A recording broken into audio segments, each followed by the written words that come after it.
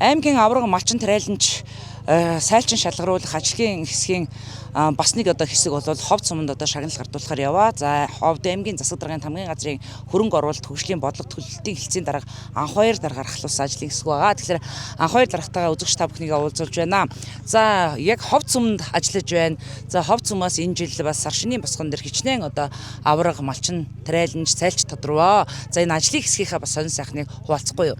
За сайн байцгаана та бүхэнд энэ өдрийн мэнд хүргье. Өнөөдөр сайхан дэлгэр сайхан дулаан хаврын өөр орсон сайхан өдөр байна. Тэгээд манай Монгол үндэстний бас соёлын өв сар шин маань болох чинь. Тэгээд сар шинийхээ босгон дээр жил болгон аймгийнхаа хөдөлмөр гавьягаар аврагууд болдог. Тэгээд авраг тариаланч, авраг сайлчин, авраг малчтын шагналыг ингээ ховд сумыг хариуцаад 2 өдөр гардуулаа явж байна.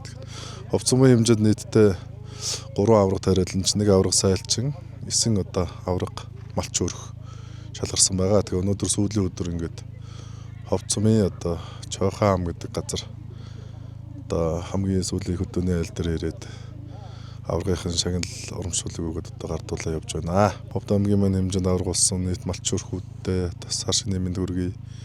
Ирээдүйдээ Монгол улсынхаа аврагуулахыг бас хүсэн өрөөё. Тэгэхээр сар шиндээ та бүгд сайхан шинлээрээ.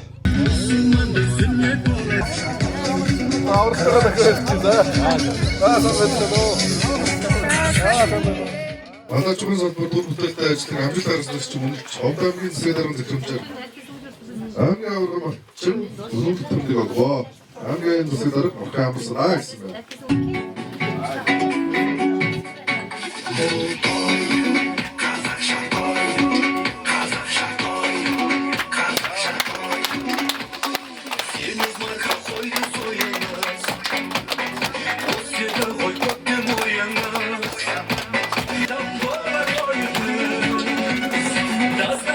Эрдэт бас үргийг ашиг шимийг нэмэгдүүлэн өсгөн үржүүлж нутаг ус бодлоолноо мандаас нь дараа гэр бүлийг аймгийн авраг малчин өрхөөр шалгаруулж хүндэт төмнийг өргөжлөөр шагнаваа. Ховд аймгийн засаг дарга морхын амарсан гэсэн өргөжлөөр хадгалж өгөө.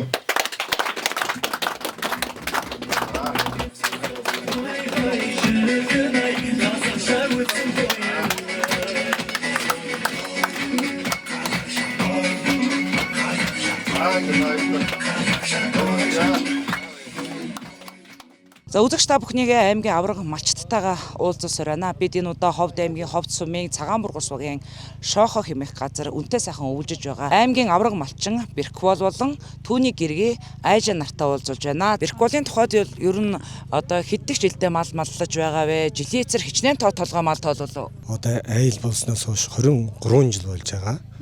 1200 гаруй малтай тэр энэ жилд авсан төлийг энэ жил 400 малын эргэлтэнд оруулсан. 1000 малаа Чохоо гэмээр газар үнтэй сайхан өвлжиж энэ чагналыг хүлээж авлаа. Хичнээн малтай айл өрх болоод өнөөдөр 1000 хүртэл өсгөж үржүүлж маллаж явна вэ? Манай ээж маань 2009 онд өмч тасалсан өгсөн. Ээжтэй нэг 5-6 жил хамт амьдраад ээжтүүд 9 онд 50% 8 ям тасалж өгсөн байгаамаа. Тэгэхээр 130 толгой малыг өнөөдөр 1000 хол дагуулсан ийм сайхан амжилтыг та хоёр мань бүтээж чаджээ. За жилийн эцээр бас малчтын маань хөдөлмөр зүтгэлийг төрөөс улсаас өндрөөр үнэлдэг шүү дээ. Тэгэхээр мал сургай хэдэн төрөл дээр нь өсгөж үржүүлж байна. За ер нь нийт мал сургийнхаа бүтцийг ер нь аль мал руугаа чиглүүлж гол төлөв өсгөхийг зорж явна. Манайх 5 төрлөөр. Тэгээд манай бэлчрийн юугаар ялгаатай яма адуу хоёр нь төлөв их өсгөж байна. За сүргийн бүтцийг сайжруулах, нэг малаас авах ашиг шимийг нэмэгдүүлэх чиглэлээр малчин болгон л өөр өөрийн бас арга барилаар малч ухаанаар ханддаг. Тэгэхээр танаа тухайд танаа хот айлын хувьд ер нь ямар эцэг малаар сүргийн бүтцээ сайжруулдаг вэ?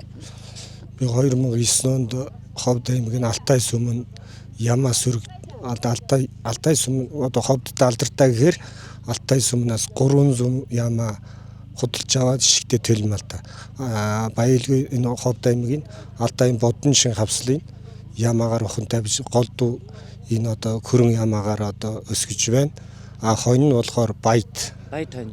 Баяд хонь. Адуу болохоор энэ Сүхбаатар 2016 онд Завхны дөрвөн сумнаас 12 хоногтойгоо авч ирсэн. Нөгөө нэг удамтай айлыг тэндээс Сүхбаатар аймагаас азраг тавиад адуугаа өргүүлж байна. Малын бэлчээр үүс тэжээлнээс мал чанартай болно шүү дээ. Одоо зүүн таргах тэвэр одоо өвлийн хар мах тэнгээр нь сайхан чанартай бол ноос ноолуур нурган Алтан одоо алдартай бас улаан ямаагаар ухан тавьж танах. Тэгснээр одоо ер нь нэг ямаанаас хичнээн грамм одоо ноолуур авах боломж бүрдсэн бэ. Алтай юм авч ирээд би Баянорын ухан тавьсан. За. Тэгээд тэр гоёроос гилгастаа доон гэж одоо өнөөдөр 90 яманаас нэг 800-аас кил, ийм ямагаас нэг 400-аас 600 г ноолуур гарна. Зах зээлд одоо малаа эргэлтэнд оруулна гэдэг бол нэгдүгээрт одоо байгаль дэлхийг, хоёрдугаарт одоо нутаг бэлчээрээ хайрлаж байгаа бас малч ухаан юм аа.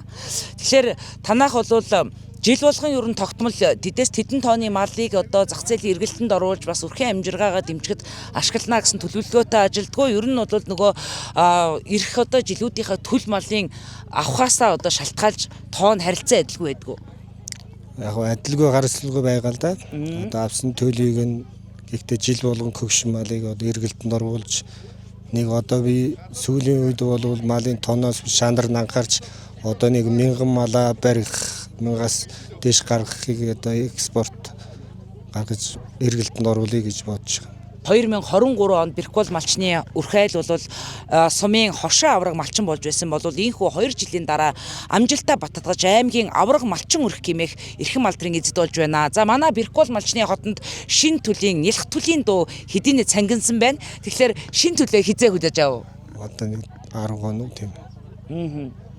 За энэ жил хичнээн одоо мал төлөх үү? Одоо 400-500 гаруй мал төлнө. Бог малаас одоо нэг 500 гаруй төлөв авах нь. Бод малаас хичнээн төлөв авах уу? Нэг 20 гэдэнгүү байгаа.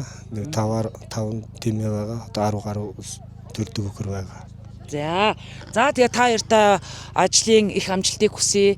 За малч одоо удмаа үе залгамжлуулан одоо залгамж халаа болж яваа. Та хоёр маань бас нутаг орныхоо нэрийг одоо өндөр төргсөн сумын, аймгийн, цаашлаад улсын авраг малчид болохын ерөөл одоо өргөё. Ингээд та бүхэн маань нутгийнхаа нийт малчин зон олонд, Монголынхаа нийт малчин зон олондоо хандаж чин сэтгэлийн сайхан мэдчилгээ дэвшүүлэхгүй юу?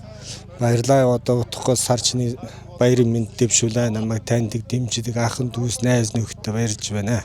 Энэ сайхан бэлэгт өдрөөр сайхан шагналын эзэн боллоо. Тэгэхээр нутгийн зон олон ахын дүүстэй нийт малчин зондоо хандаж сайхан сэтгэлийн мэдчилгээ дэвшүүлэхгүй юу?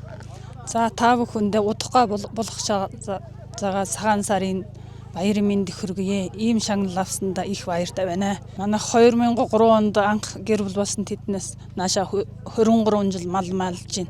Би одоо 5 хүүхэдтэй. Сүүс айл хэр бэлтгэдэг айлуу? Сүүс айл сайн бэлтгэдэг. Жил дээр болохоор бид нар одоо 300 ямаа тэгээд 10 хэд нөхөр хүрээтгүү төрүүлнэ одоо. Тэгээд жил болгон хичнээн масааж байна. Жил болгонд манайхан энэ өнгөрсөн жил 200 ямаа 10 хэд нөхөр саасан одоо. Сүүс айлаа ер нь зах зээлд яаж борлуулж гин? Сумынхаа сургууль цэцэрлэгт нийлүүлж гин үү? Аймгийн төв рүү оруулаад бас одоо худалдан авдаг сүү цагаан эдэний бас бизнес эрхэлдэг хүмүүс байгаа шүү дээ. Гэрээлээд ажиллаждаг ийм хүмүүст өгчүний ямар арга замаар борлуулж гин? Сүүгээ болохоор нэг сумнаас сургуулаас гэрээ хийгээд цэцэрлэг тэндээс одоо авна л тэндээс сүүгээ тэд нарт бэлтэж өгнө. Жилдээ ямар ч айсан нэг 4-5 сая төгрөгний орлого орно. Ямар 6 сараас одоо 9 сар хүртэл сүүний нөгөө гэрээ хийгээд тэгээд энэ аймаг юун дээр ховд сумны цэцэрлэгэн дээр тэр юун дээр өгнө одоо ховд сумны хүүхд сургууль дээр. Ховд сумын засаг дараах циркултай уулзаж байна. Тэгэхээр энэ жил сар шинийн босгон дээр бас ховд сумын малчин трайланч сайлчид маань үнэхээр хөдөлмөр зүтгэлээ аймаг орон нутагта төрдөө үнэлүүлсэн ийм олон амжилтыг гаргажээ. Хамгийн бараг олон одоо аваргууд төрүүлж гаргаж байгаа сумаар ховд сум бас нэрлэгдэж байна. Тэгэхээр та сум орон нутгийнхаа тухай аймгийн улс улсын аваргуудынхаа талаар та бас манай үзэгч олонд мэдээлэл хүргэхгүй юу? За баярлалаа. За юуны үн тав хүндээ өдрийн мэнд хүргэе. За манай Ховдсон улс бол ер нь 25 оны ажил үйлсээр 20 шалгарч одоо аймгийн аварга малчин, аварга тариалагч, сайлчин, аймгийн хошоо аварга малчин гэсэн нийтдээ 12 хүний шагнагдж байгаа. Тэгээд 2 дахь өдрөө бол өнөөдөр бол бид нар Ховдсмын цагаан бурус баг дээр бол шагнал гардуулах яслын ажиллагаа бол үргэлжилж байна. Эндээс бас үргэлжлээ цаашаагаа бол орой хүртэл ингээд үндсэн одоо айлуудаа олгож ингэж шагналаа гардуулах юм ажиллагаанууд явж байгаа. За манай аваргууд маань их хөдөлмөрч тэгээд одоо 25 он бол жоохон газар тариалан малаа жоохон салбар жоохон гандуу ийм жил байсан болохоор бас малчид маань үйлчлэлийнхаа бэлтгэлийг бас өөрсдийн хөвчээр бас сайн бэлдэж тэр өвстэй жилээ сайн базааж ингэж гарсан. Энэ жилийн хувьд бол малын хоригдлогууд бас ондон мэнд ингэ мал сүргнээс орсон юм мэдээтэй байгаа.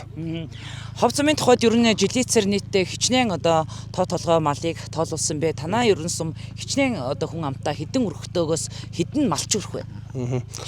За манай Ховцсон маань нийтдээ бол 218 мянган толгой мал тоолуулсан жилийцэр. Нодингийнхаас бол нэг 20 орчим мянган малаар бол малын тоо мэдээ бол дүн бол буурсан юм зүйлтэй байгаа. Ягаад гэхээр энэ жил нөгөө ганзуутай бас болохоор малчт маань одоо малаа нядлах тоо толгойн жоохон сөөрүүлэх, бэлчээрд бас тааруулах гэх мэт ийм одоо ажлууд хийгдсэн байгаа учраас бол малын тоо толгой буурсан юм үзүүлэлтэй байгаа. За хүн амын хувьд бол 4000 орчим хүн амтай. Үндсэндээ бол одоо газар тариалан болон малаа авах гэсэн юм хосолсон юм одоо үйл ажиллагаа эрхэлдэг юм сум байгаа. Сумын 80 жилдээ ямар ажлууд хийхээр төлөвлөж байна? За сумын 80 жилийн он арга хэмжээг зохион байгуулах ажлын комисс бол иргэдийн төлөөлөлтийн хурлаар бол ерөнхий ажлын хэсэг бол байгуулагдсан. За байгууллагуудад бас хуралдаад хэд удаа хуралдаад хийх ажлынхаа бас төлөвлөгөө батлуулсан байгаа. Төлөвлөгөөг бас иргэдийн төлөөлөлтийн хурлын хуралдаанаар баталсан юм ажиллагаа хийгдсэн. Мөн одоо Улаанбаатар хотын нутгийн зөвлөл, Ховд аймгийн одоо төвд бас нутгийн зөвлөл байгуулах, за иргэдийг хүлээж авах одоо нутгийн иргэдтэй бас уулзах, уулзуулт гэсэн одоо олон ажлууд бол арга хэмжээнд зохион байгуулагдж байгаа. За бид нар бол 26 оны 7 сарын 31-ний өдөр 8 сарын 1, 2, 20 гэсэн үндсэндээ 3 өдөрт бол Ховдсмын түүхт 80 жилийн аг одоо тэмдэглэн зохион байгуулахаар одоо иргэдийн төлөөлөлтийн хурлаас бас тов зарлаж ингэж аймгийн застрын захирамж гарч ингэж ажиллаж байгаа. Энэ бэлтгэл ажлын хүрээнд бас одоо бид нар бол төлөвлөгөө гаргаж төлөвлөгөөнийхөө дагуу нийлээд ажлуудаа одоо шахаж чадж ингэж явж байгаа.